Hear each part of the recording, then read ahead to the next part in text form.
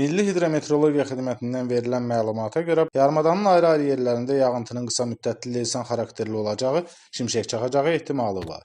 Yağıntılar səhər tədricən kəsiləcək. Hava şəraiti gündüz dəyişkən buludlu, əsasən yağmursuz keçəcək. Arabir güclənən şimal-qərb küləyi gündüz mülayimləşəcək. Havanın temperaturu gecə 8-10 dərəcə isti, gündüz 10-13 dərəcə isti olacaq.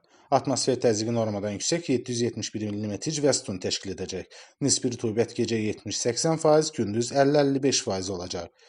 Azərbaycanın rayonlarında hava şəraitinin arabir yağıntılı olacağı, şimşək çaxacağı gözlənilir.